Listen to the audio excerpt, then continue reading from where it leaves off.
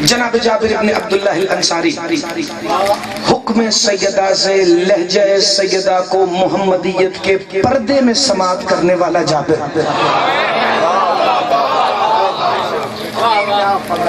لفظوں پر حیران نہ ہوا۔ جناب جابر فرماتے ہیں 3 شعبان تھی، ظہور حسین ابن علی ہوا، مشہور حدیث لوح سیدہ کی حدیث۔ یہ وہ حدیث ہے جس کے لیے مولا صادق شہنشاہ نے ابو بصیر کو کہا تھا، ابو بصیر اگر اس حدیث کے علاوہ تم کبھی کچھ نہ سن سکتے تو تمہارے لیے کافی تھی۔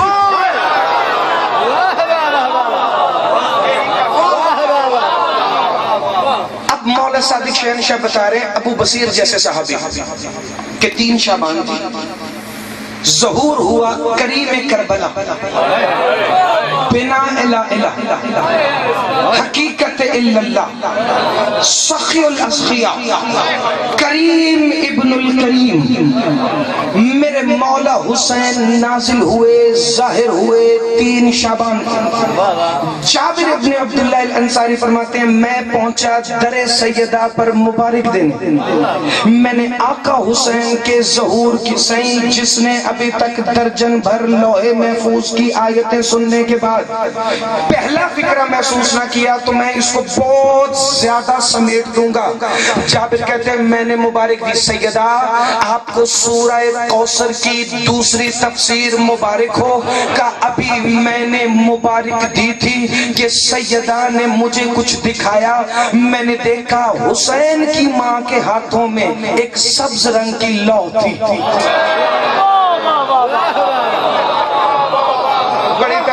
بڑی توجہ، میرا گھنٹہ ضائع نہ کرنا، نظر اللہ نیاز حسین۔ میں نے دیکھا سیدہ کے ہاتھ میں ایک سبز رنگ کی لو تھی جس کے لفظ ایسے چمک رہے تھے کہ جیسے سورج کی چمک ہو۔ پتا چلا سیدہ اختیار دے دے تو بشر ہو کر بھی سورج کی آنکھوں میں آنکھیں ڈالی جا۔ زندہ باد، زندہ باد، زندہ باد، بڑی توجہ۔ ایک سبز رنگ کی لو تھی جس کے لفظ سورج کی طرح چمک رہے تھے۔ میں نے دیکھا اور ادھر سے رسول خدا داخل ہوئے اور میں نے رسول خدا سے پوچھا ما ھذا اللوح، یا رسول اللہ یہ لوح کیا ہے؟ سیدہ نے آواز دی چچا جابر یہ امامت کی لوح محفوظ ہے۔ زندہ باد، زندہ باد، زندہ باد، ہاتھ اٹھانا، خیرات مانگنا۔ یہ امامت کی لوح محفوظ ہے کہ اس پر کیا لکھا ہوا؟ کہ یہ لوح اللہ نے ظہور حسین کے موقع پر سیدہ کو تحفے میں دی۔ چونکہ بالکل پہلی دفعہ پڑھ رہا ہوں اور آپ سن بھی اکثریت پہلی دفعہ رہی ہوگی تو میں اس لیے متن کی زحمت نہیں دینے لگا، صرف 2 جملے اور پھر اس پر کسی دن پوری مجلس بھی ہو جائے گی۔ لوح سیدہ، امام صادق فرماتے ہیں یہ لوح بھیجی اس نے، املا رسول نے کروائی، لکھی علی نے اللہ والے ہاتھوں سے۔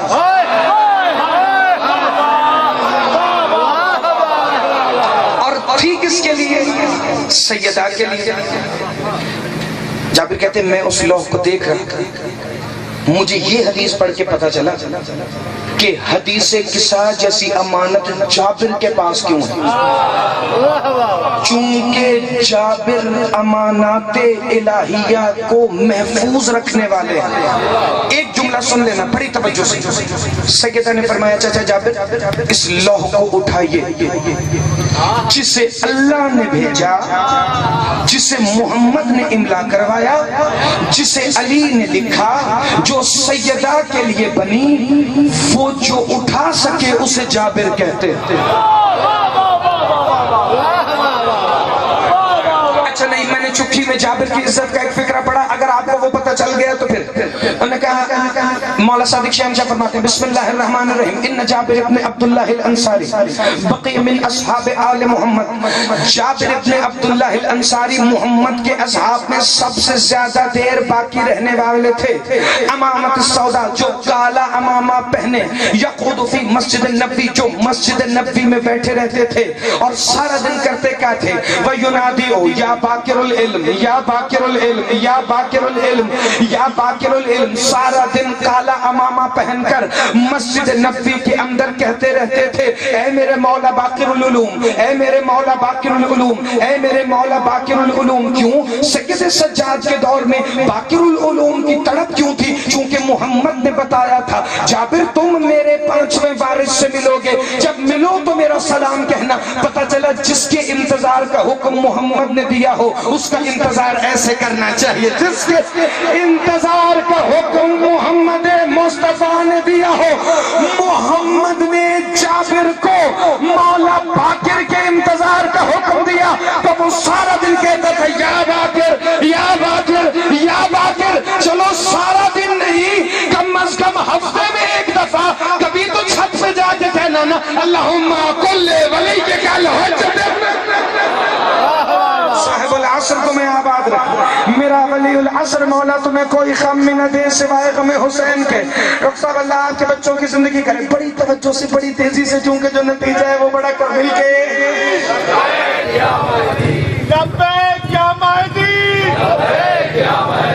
لبیک یا مہدی، لبیک یا مہدی، پر محمد والے محمد بلندر سلوات۔ اللہ صلی علی محمد و آل محمد وعجل فرج قائم آل محمد۔ وہ آپ کے سلوات نے تھوڑا سا ٹھنڈا کیا ہے، لیکن میں ان کو دوبارہ سے اسی فکرے کو آگے متصل کر کے پھر میں اس طرف بڑھ جاؤں گا کہ وہ جو لوح سیدہ ہے اس کا تعارف ایک دو جملے میں ہو جائے اور فضائل کے حصے کی نوکری مکمل ہو جائے۔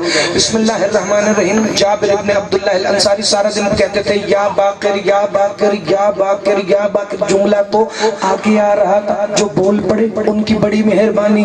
مدینے والے کہتے تھے جابر پاگل ہو گیا ہے، جابر دیوانہ ہو گیا ہے۔ لیکن ایک بات مجھے سمجھ آ گئی، علی کے بیٹوں کا ذکر کرو ایسے زمانہ کہے یہ پاگل ہو گیا۔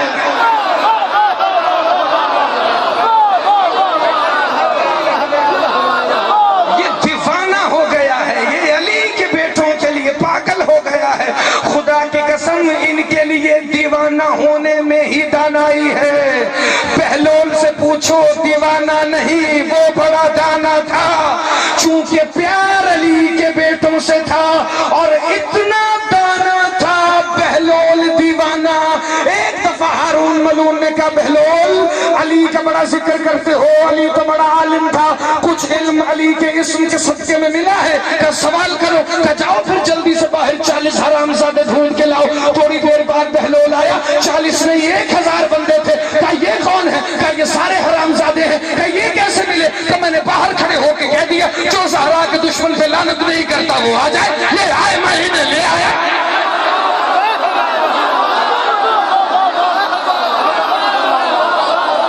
سدا سلامت رہے، ہمیشہ زندہ باد رہے، سدا آباد۔ سدا سلامت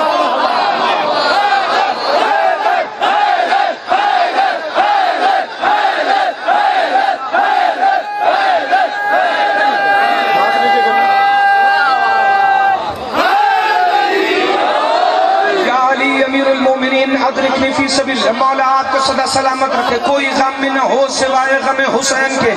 ان کے لیے ایسے دیوانے ہو جاؤ کہ زمانہ تمہیں دیوانہ سمجھے، چونکہ ان کے دیوانوں سے زیادہ دانا دنیا میں اور ہے ہی کوئی نہیں ہے۔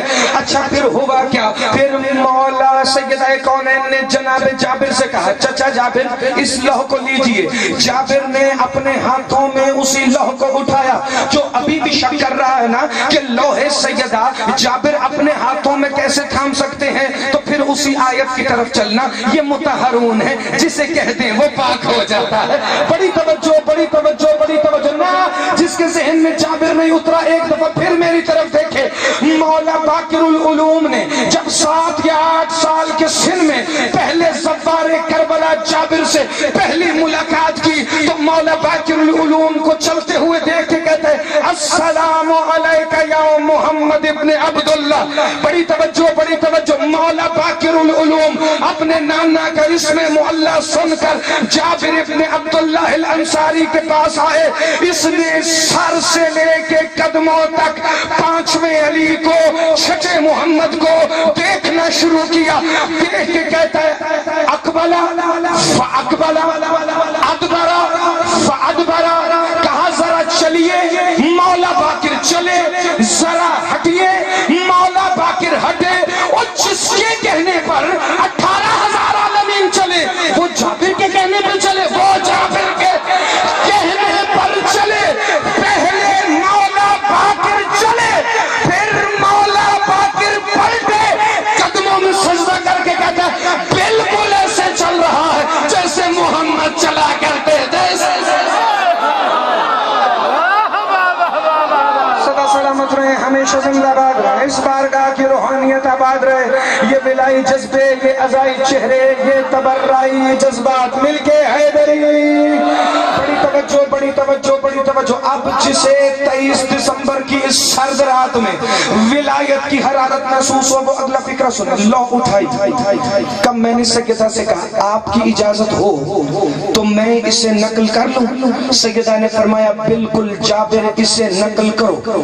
جابر نے اسی لوح سیدہ کی ایک نقل اپنے ہاتھوں سے تحریر کی اور اپنے پاس رکھ لی.